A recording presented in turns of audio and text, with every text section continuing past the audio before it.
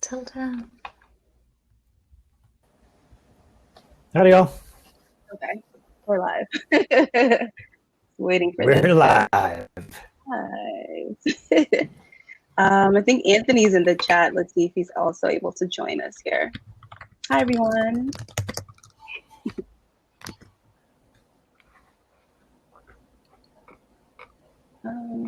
Let's see.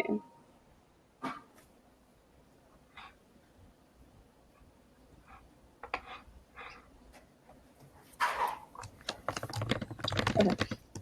Awesome. Hey, Anthony. Yeah, thumbs up. Yay.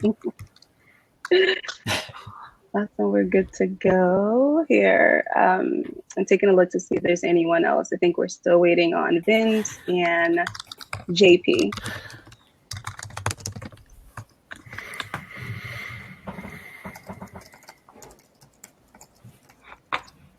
And Sid. And Sid, yes. I think Lauren is still speaking, so it's likely that they're wrapping up there. Yeah. Really powerful speakers today. So inspiring. How do you all feel so far? Good. Am I allowed to say I want to work for Nikki at Twitter? Should I not mention that? She was amazing. I mean, we want to recruit her to Amazon. Matilda, get on that. We need her. No, she was awesome. Everyone was so inspiring, and just like the resounding note of just like saying more yes and just kind of like moving forward in that regard. So I really appreciated it because that's something that was a main takeaway for me too, and kind of looking towards that. So really, really great speakers tonight. Awesome. Let's see.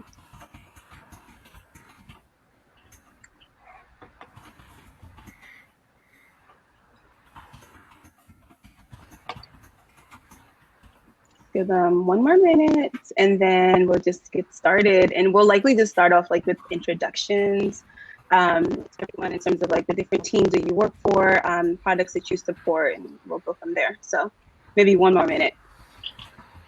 Okay.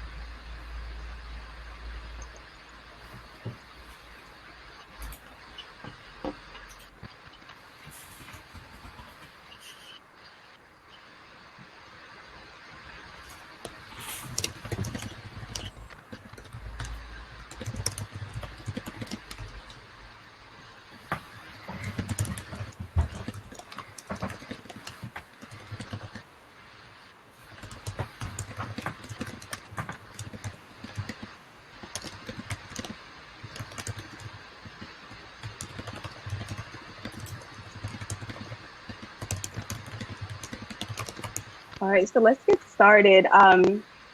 Joe, Stephanie, Anthony, so tell me a little bit about the team that you're currently part of, and what are some of the products that you are supporting now? Can you all hear me? Yep. All right, Joe, I'll jump in. I'll go first. Fine. How you doing that? Yeah, Joe Saunders. I'm the head of data engineering with Amazon Studios. Yes, that's the group that makes TV shows and movies, and we handle the data infrastructures, building pipelines, getting data from external sources, internal sources, using APIs, finding the right tools for the solutions for our stakeholders to get them the data they need. Ideally, getting them data from multiple sources so that they don't have to track down all the stakeholders, really making it easy for them to do the job that they came on board to do. Okay, I work on the live events side of Prime Video, and our focus is in bringing live sporting events to customers all over the world with extremely low latency, high reliability, so that we can do better than broadcast. Basically, that's our tagline. No plug for Thursday Night Football? Hi. Yeah, Thursday Night Football. It's Come on, as soon as we're done, everybody's got to head over there. Sorry, Stephanie. Oh, no worries. Hi, I'm Stephanie. I head up the strategy and PMO team for Studios Technology. So internally, we support the technology team in terms of tracking their milestones, and then also from a strategic perspective, we're making sure that we're building the necessary tools so that the studios can run and the productions can run as well. Awesome. Doing some really exciting work there. So today the resounding theme has been unwritten rules. So just kind of understanding, what does that mean to you? What are some of those unwritten rules that you followed that has helped you throughout your career? Anyone can go first. I'm going to pick on you, Stephanie. Go ahead. I think for me, the unwritten rule that no one really told me until later on in my career was that you really do have to take the initiative and champion for yourself. Like, there's no one else out there who is going to do a better job guiding your career and giving you the direction you need to get to where you go than yourself. And so if that means, the saying, squeaky wheel gets the grease. So if you know where you want to go, you can't necessarily rely on other people to either push you forward for the promotion. You have to be proactive with your career and where you want to go. So I think championing for yourself, and not just in terms of promotions or career growth, but also understanding where your boundaries are and where your limits are, so that if you're in a situation where your boundaries are being tested or pushed forward, pushed to an uncomfortable area, being willing to step in, put your foot down, and actually speak up for yourself. So I think that's what I've learned for me. I can go next. I actually have two. The first is that there are unwritten rules, things that everybody doesn't talk about, but just that's how they start behaving. A silly example is I noticed recently that I couldn't understand why so many people were being invited to meetings, and it's because they were afraid of offending people by not inviting them. So even if they didn't need to be there, they would just invite them just to out of goodwill, even though it wasn't the most efficient thing. And there are little culture things like that are hard to pick up on. And if you don't look for them, things don't make sense. And once you know them, you can start to challenge the ones that aren't really helpful. In terms of a career perspective, I think it was not looking at work as a competitive area. Having a background in engineering, tech, you just by nature, you're trying to get that highest score in the class or build the best product. And when you realize that your peers have knowledge to share that can help you be better and help you on that career path quicker, and you can do likewise for them. Really, the great thing is once you start finding yourself in a position to be able to give back to your teammates and lean on each other, it's not always just a mentor-mentee relationship. It's a partnership, and it doesn't have to be someone on your team. It doesn't have to be someone in your org. It could just be someone in the company that has the same interest in you. And just opening my eyes to that has really helped me foster relationships and grow as an individual contributor, and now that I'm a manager, especially grow. I think mine might sound slightly similar to yours. I think mine is in that building trust is an active thing. And sometimes people think that trust just comes along with the things that you do by meeting commitments and things. And a lot of times building trust means you have to be actively reaching out, actively doing things. And the flip side of that is that by taking that time and building trust with people and building those connections, they pay off in ways you cannot even expect in the future. People that I have met when I first started at Amazon 8 years ago, I still run into, even though they've moved on to other teams and everything, and they help provide answers and help, clear paths. And it's just amazing. That's outstanding. Yeah, networking is definitely a huge component of that. So I kind of wanted to talk about a little bit about, what the leadership panel spoke about earlier. And then even on the main stage, where we think about just staying authentic to yourself, what have you done yourself to kind of stay authentic throughout your career, even here at Amazon or in previous work?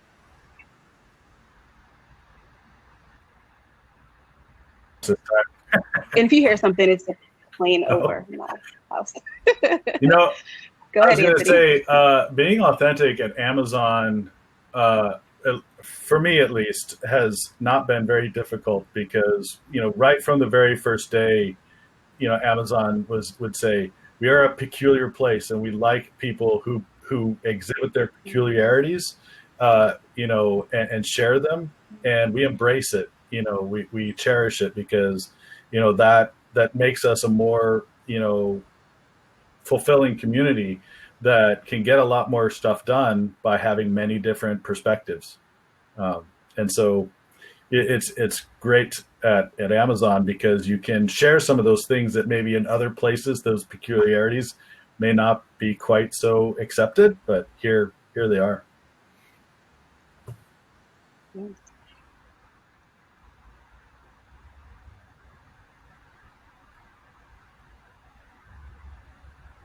Anyone want to take a stab with that? I will. Sure. I would, to piggyback off of Anthony, definitely think that Amazon encourages you to be your authentic self, but won't you to bring as much of that as you want to.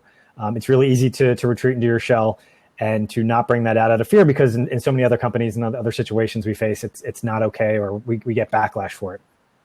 So I think it's still up to you to bring that authentic self, and it's really amazing to see how those collaborations evolve and do so much better when you are bringing that authentic self, because you start to realize the different perspectives everybody has that they're bringing to the table. That we all have the same degree, or we all worked at a big tech company before, or whatever the case is.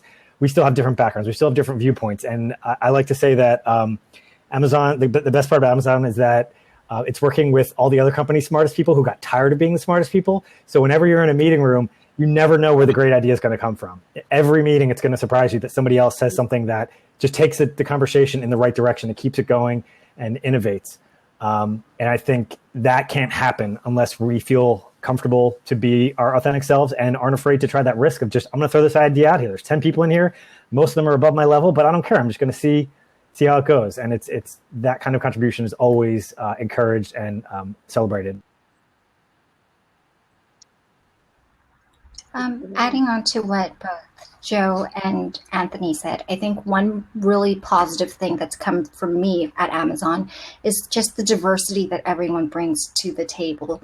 We're in a tech organization. You would think that everyone is a developer, everyone's an architect. I head strategy and PMO. I don't have a technology degree, but I feel that I can contribute as well.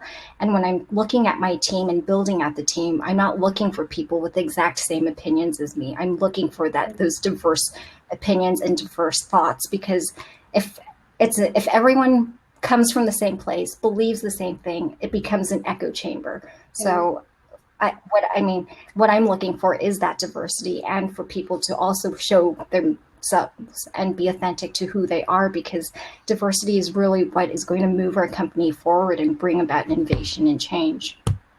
Yeah, absolutely. I definitely agree with that. Someone in the chat had a question. How would you describe the work-life balance culture at Amazon? I get this question in many interviews, and so I've actually taken upon myself to actually address it up front in every single interview, because, especially, with some of the stories that people may remember from several years ago that were a little bit skewed, I would say, the work-life balance is up to you, is a conversation between you and your manager. Amazon is very much a flexible workplace, and we try to accommodate everyone's unique lifestyles and everything that might be going on, especially in this, interesting situation that we're all in. And so, that's basically what it comes down to. And every team is a little bit different. Some teams require, a little bit of customer focus at specific times that may require a little bit of work, but you talk with your manager and you work that out. I don't know if anyone else, Sid or Joe or Stephanie, have thoughts on it. Yeah, I've had a similar experience. Real quick, I just want to introduce Sid. Hey, Sid. Hey, Sid. Hi, I think I've worked with Joe and I've worked with Tony. I haven't met Stephanie or Matilda. Nice to meet all of you and everybody else on the chat as well. Nice to meet you. Awesome. Thank you. Sorry to Okay. cut you off, Yeah. Joe. Go ahead. Good call out. But yeah, managers I've had have all been supportive of that proper balance. And of course, in a large company, there's going to be managers who aren't as respectful of that, but they're not going to last very long because no one's going to stay on their team. And I think Amazon, they allow you to find the right team in the right position for you at any point in your career. So it's really in a manager's interest to make sure that you're happy and that they're respecting your work-life balance. Absolutely. So how do you stay balanced with work and having a personal life, especially now with the guidance to work from home? How do you balance both? Anthony, you're smiling. What are your some thoughts? What are some of For your me, thoughts there? it's a bit interesting. Sometimes it's day to day, just because the rest of my family is also working or schooling from home, and sometimes they need help with various things, and so kind of just shift back and forth. And then I've read several articles that say try to find a clear-cut thing to mark the end of your day, whatever it is, so that you can say, okay, my day is now done. I may only be, moving to another chair in my place, or maybe not moving anywhere. I'm just closing the laptop or switching on the TV or something, but find something to clearly mark it and do that every time at the end of your day. Firm stop. Yeah. Agreed. Tony said this earlier, and I'll echo this. I think it's really, you need to figure out what works for you and prioritize family time, right? The one thing I tell everybody, so I've been at Amazon for a while. It's terrifying how long I've been here. But the one thing I think, which has been super important to me, is making time for life outside of work. I have a life outside of work. I love my work, but having a life outside is super important. And I've been able to prioritize that in all the time I've been here. So just having that open conversation, then figuring out a way to whatever works for you. Like for me, I block off time after 4 p.m. in my calendar. I just mark it as being out of the office. It doesn't mean that I stop work at 4 p.m. It means that nobody else can set up a meeting. Or they can try, but I will probably not be able to make a meeting with somebody after 4 p.m. And there are exceptions, of course, but I think finding those boundaries and finding a way to set those boundaries and make sure that you're aligned with your manager in terms of, like, if you need me, I don't have work email on my phone, right? But my manager knows that if they need to reach me, they can call me. And so I think just finding the boundaries, finding a way to figure out what works for you, what gives you the space to spend time with your family and your friends and your loved ones, but also, make sure you have a good time at work.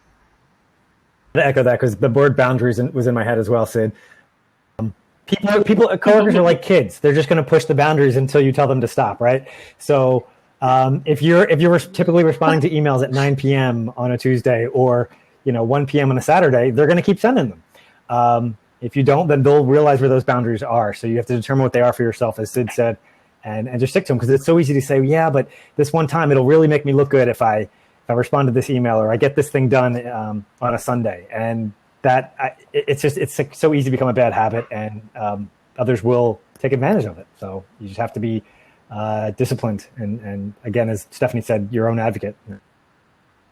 Yeah, the one thing I've noticed is people are, obviously we're living in a crazy time, and this is a very, very non-trivial change in the way in which we're operating, but everybody recognizes that and everybody's in the same boat, right? And so I have seen a lot more concerted organizational empathy, for lack of a better word, in terms of I got an email on Saturday morning from my VP who's in London, because I didn't read it on Monday morning, which is fine. His email was, when you get in on Monday, can you check something out for me? So it is very, very clear that I found this out. I don't expect you to drop everything and look at it right now, but when you come in on Monday, make the time for your family.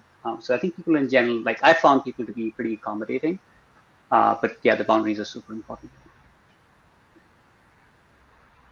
It also helps now that we're in the land of COVID and we're really relying on technology. If you turn off your laptop and turn off your phone, there's no way anyone's really going to get a hold of you. So sometimes it's just as simple as turning off the laptop and walking away from the phone so that you can have that physical boundary. Yeah, absolutely. Even for me, initially, it was a little challenging. I wanted to get everything done in one day. But then I came to the realization that it's impossible. So just kind of really prioritizing and just, giving yourself that firm stop. And for me, it's 5:30 unless it's an emergency. But yeah, definitely creating those boundaries is super important there. So awesome.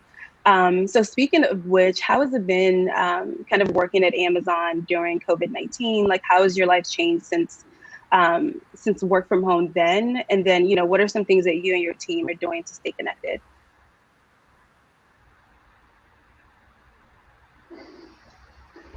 I could start. Matilda, might be helpful for you to call on maybe just call on us. So I can start. It's been so I think first of all we've been super fortunate, right? We continue to work and we can be successful and deliver for our customers even while working from home. So I think we're really very fortunate to be able to do that. I lead software teams, so we can be pretty effective in terms of helping deliver stuff for our customers. But it has made a bunch of changes in terms of, you know, those hallway conversations, the serendipity of what are you working on? Oh yeah, that sounds like fun. And a bunch of people going away and talking about things. That doesn't happen anymore. So I think that's the thing which I miss the most about not being in the office, just the random hallway chats which turn into, could be like an entire team which could spin out of one of those things. So I haven't figured out a good way to replicate that. I'm curious what everybody else thinks, but we've tried things like, you know, we just do random coffee chats. We have a Slack channel which is explicitly talk about non-work stuff. And so there's a question of the day every morning. And today it was, what did you do running around? You know, how did you spend recess in school growing up? And so it was, you know, I think we've had to be very, very deliberate about trying to break through the work, non-work barrier in the times you're at work. And that's been, I think, relatively effective. It's not as great as being in a room together and talking together, but I think we've managed to find a good balance.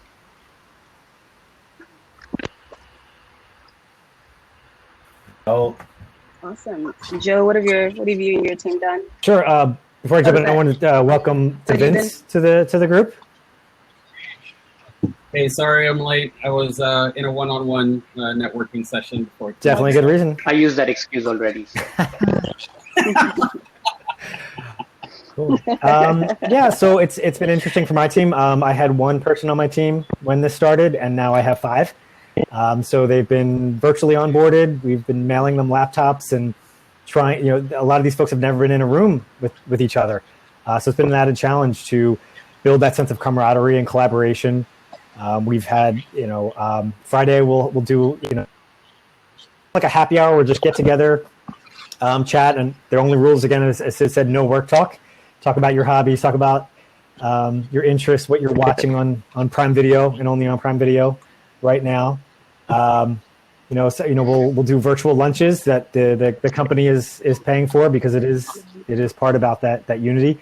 Even outside the team, I'm checking in with folks more than I would because, as Sid said, you know, you're not running into the hallways or seeing them in meetings.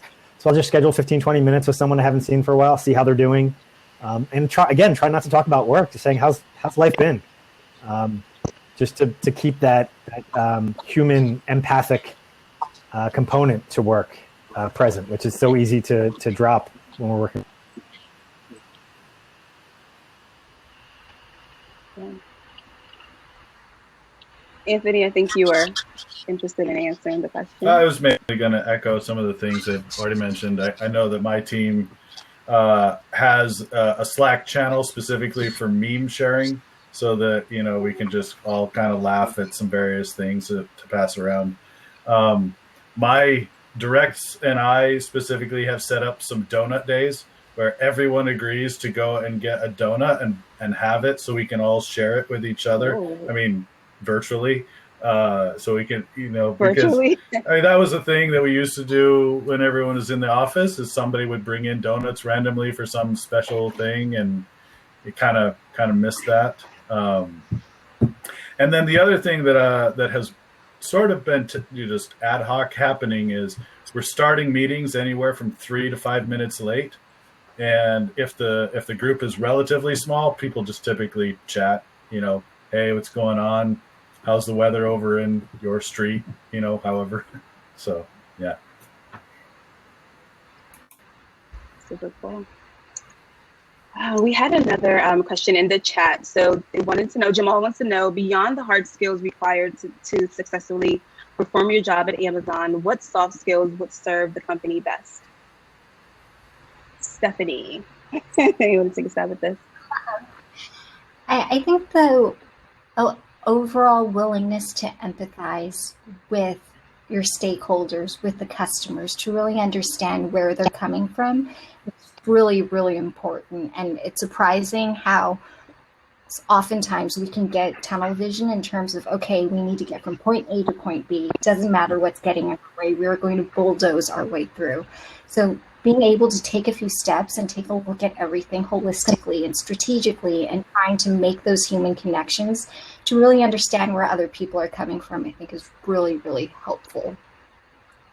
And also, what I also quickly learned at Amazon is that it's not necessarily a place for the timid. If you have an opinion that you disagree with, it's actually encouraged that you speak up and vocalize it and push your agenda forward. Yeah. Vince, any yeah. thoughts on that? So I definitely agree with the empathizing. I think the one thing I encourage my direct reports is just to realize and understand that we're all in this together, right? Like we're all looking to improve, the experience of our customers, and really to make sure that we don't always have to agree, but we all have to understand, like, how do we act? We're not doing this for ourselves, like from a selfish position, but we're all doing this, to steadily improve the product. And I think that having that type of mindset is definitely, extremely helpful, especially, to be successful at Amazon, is to really think about it very customer centric. I mean, that's, kind of part of the mantra that we have. And like having that mindset, I think really helps kind of frame the actual work that we do on a day-to-day basis, and it helps the team become more successful as we continue to move forward. Because we move so fast, right? We do see things so quickly, that just having that mindset just really helps keep things in focus and really frame the work that we do.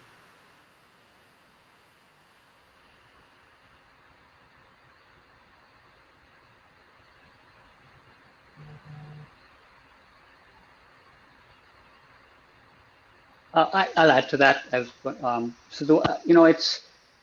I think soft skills, it's a good point. I think the empathy definitely resonates with me. The other way in which I look at this is people at Amazon will go on and on and on about our leadership principles. And at some level, those translate to soft skills, right? So they're not the functional competencies you need to be successful in your job.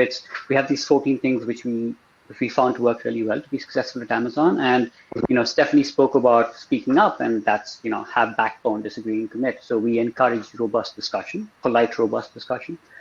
So I think that's set to be encompasses many of the things you need to be successful.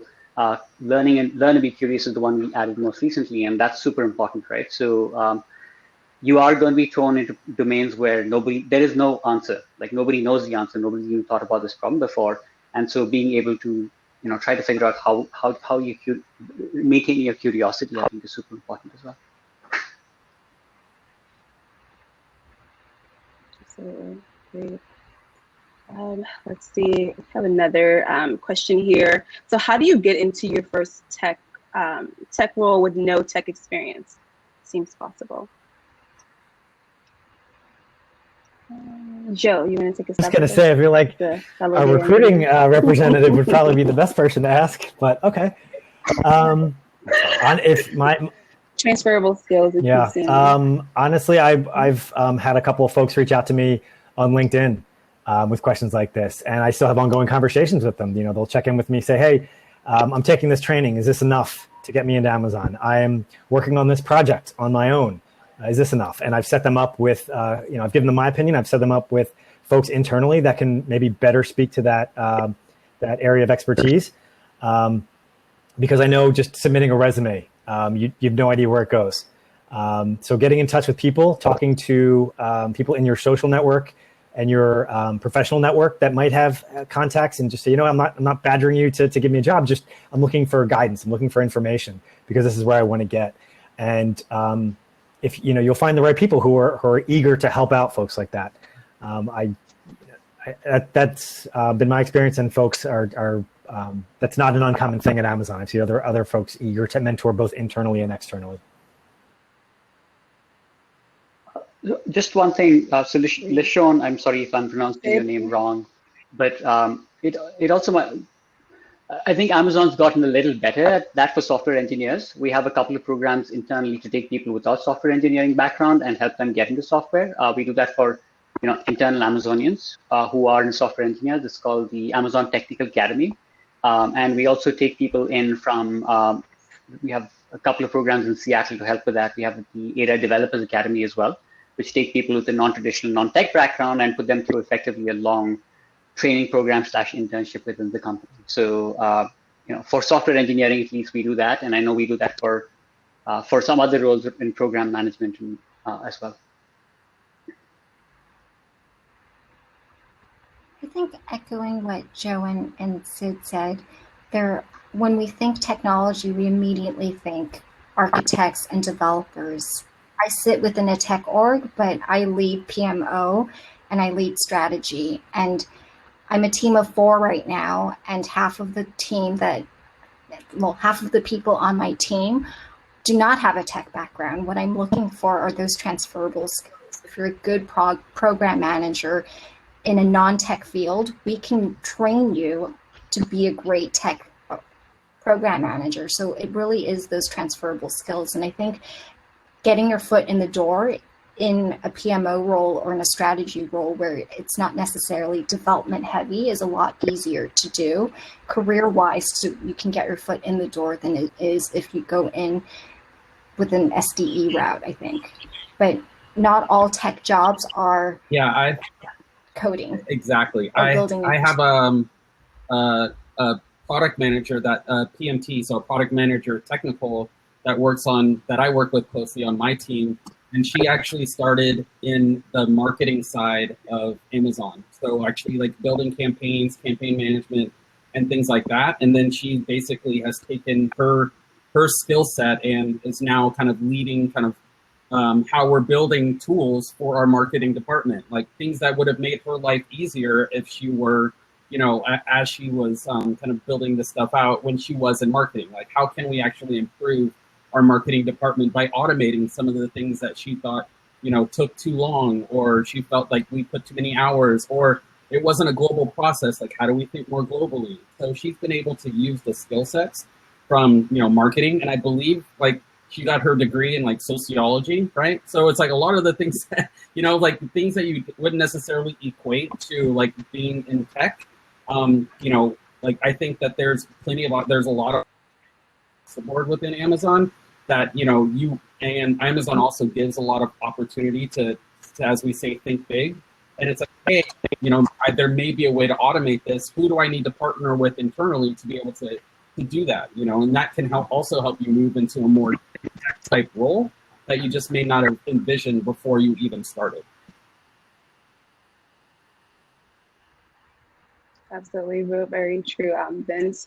We have a couple more minutes before we move on to the next folks joining us, but I did want to kind of see what were some of your thoughts. Like, what are some tips that you can offer for those who are just starting out in their career? Anything that you wish you could have done differently with your career, looking back now? Sid.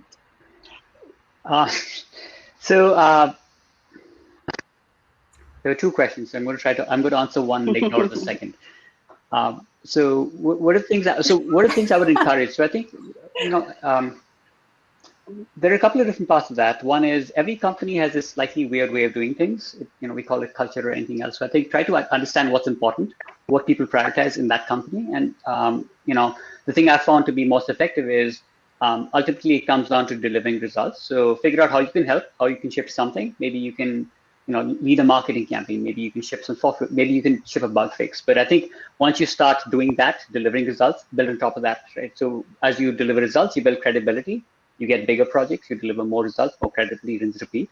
So I'm simplifying massively. I think that's what I would suggest, which is focus on how do you understand the space? How do you understand what is important? What to deliver, and deliver results slowly, and then build on top of that. I'll go next. I think for the first question, I think it's what we're doing right now. Like for me, like one of the biggest things for my own career and like my own career path and trajectory has always been about networking, right? It's not like necessarily like as they say, it's not necessarily what you know, it's who you know. And I think these platforms are really good opportunities to reach out and pick people's brains who are in positions that you would like to be in, or careers where you would like to be in. And like, again, like, you know, ask questions, learn, be curious, like really understand, like, what are the things that I need to do to get there? And I think that, and as we were hearing on the main stage, like having an advocate, right, to be able to like help speak for you and help, you know, branch out for you as well, I think is really important. So I think networking is huge. I think that's a really big part of, you know, career growth. And then finding a mentor, I think, as well. Something that I would have done differently. I think earlier in my career, for myself, like I think there was a bit too much hubris, right? Like I was like, I'm really good at this. Like I really know what I'm doing, right? And there was times where it's like that doesn't always play well, as far as, you know, being humble and really understanding to like learn. And I think for me, kind of taking a step back, I think that I would have, you know, as they say, there's a reason why you have two ears and one mouth. I would have listened twice as much as I talk. And I think that that's probably something that I would have done differently, you know, kind of, I've learned it better now, but definitely something I would have done earlier in my career. That's good advice. Anthony, any thoughts on that?